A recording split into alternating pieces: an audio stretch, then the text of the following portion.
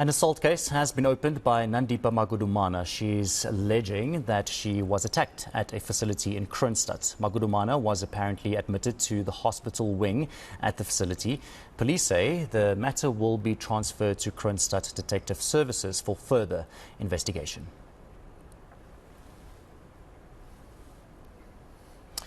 Now let's continue to unpack this matter further. I'm joined by legal expert advocate Mpilonhle Baloyi. Thank you so much, Mr. Baloyi, for joining me this afternoon. I think, also let's just maybe start with this whole case, the Thabo Bester case, from yesterday's developments with those 3 charges dropped against those 3 accused. Let's just, talk us through that, and what does that mean for this case now? Thanks, Baron, for having me, and greetings to our viewers. When we look at what happened yesterday, it's quite eventful. I mean, the court started quite later than normal with all those logistics taking place. But one of the first things that happened was the withdrawal of charges against 3 of the accused. So out of the 12, 3 charges were withdrawn, and only 9 remain now in this whole matter. Now, with that, we can almost assume that the state has completed their investigations and they are now sure of who to pursue in this matter. Therefore, the withdrawal of the charges could be for various reasons. Number one reason being that after investigations were completed, the state then realizes that there is no case against these particular 3, and then the charges may be withdrawn. The implications of that now is that they are free to go, and because they were out on bail, their bail money is now refunded to them. However, the withdrawal of charges in line with Section 6 of the Criminal Procedure Act 57 of 1977, it's not the end of the road. It could perhaps be that in future, if there's any evidence that further links them, they could be rearrested and brought back. So they can still be rearrested should anything else come up. So insofar as the withdrawal of the charges, that's what we saw happening with the 3 of the accused. Another reason that sometimes causes the withdrawal of charges is how certain evidences were obtained. If certain evidences were illegally obtained, or there was a breakage in the chain of evidence, etc.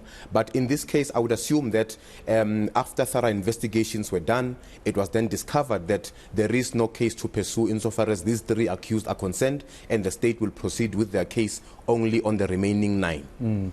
And it's also what you said now, the police, some of the evidence might have been, not properly secured.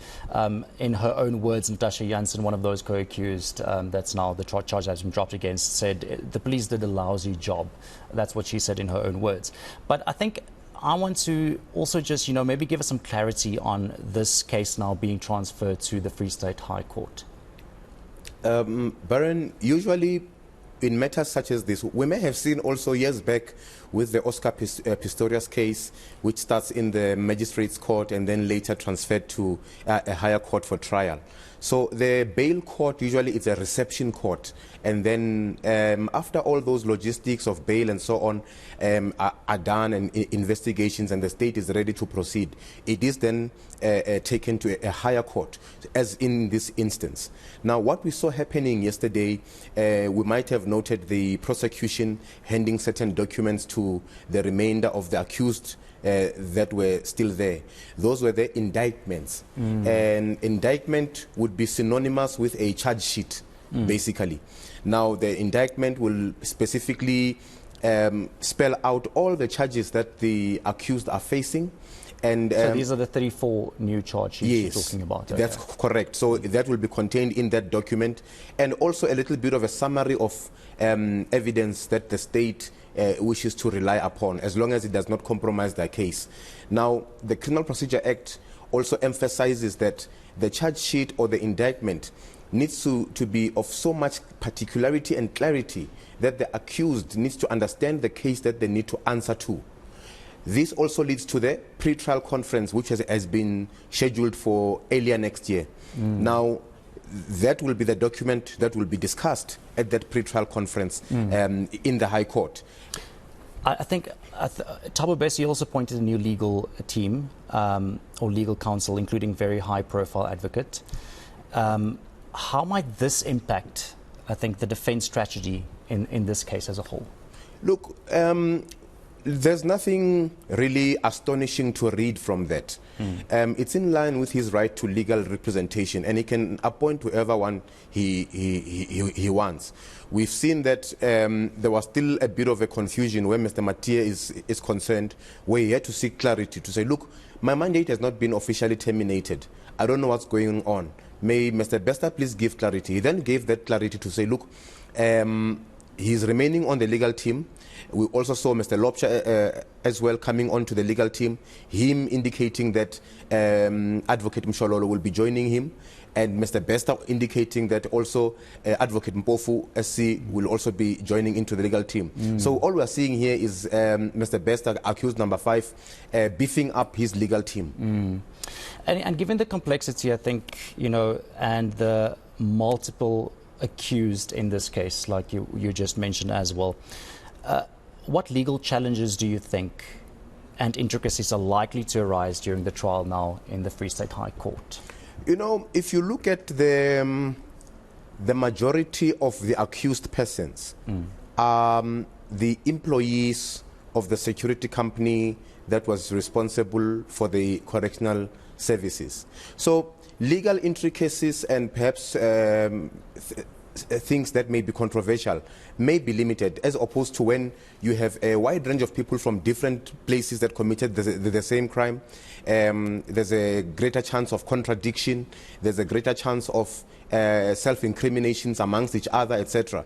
But these look like a birds of a feather similar type of a thing, so where I don't think there could be so much intricacies where that is concerned. And then very lastly, Nandipha Magudumana, she alleges she's been assaulted now in the holding cells in Kroonstad. She's opened a case, an assault case. What do you make of that? Look, it's very unfortunate what happened yesterday, and unfortunately, look, it was reported by her legal representative long before the court started that she had reported that she's not feeling well, and they had requested that she should appear virtually. However, there were allegations that she was dragged out of the cell and actually brought to court in that ill condition. Now, the rights of an accused person are still applicable irrespective of whether they're still found guilty or not. So if these things can be investigated and indeed found that there has been such assaults, such responsible people will be brought to book. All right. Thank you so much for your time, Mr. Baloyi. I think we have a clear picture now of what to maybe expect in the Free State High Court now. Thank you so much for your time this afternoon. That, of course, is Advocate Mpilonhle Baloyi joining me this afternoon just to give us some clarity on developments in this Thabo Bester saga.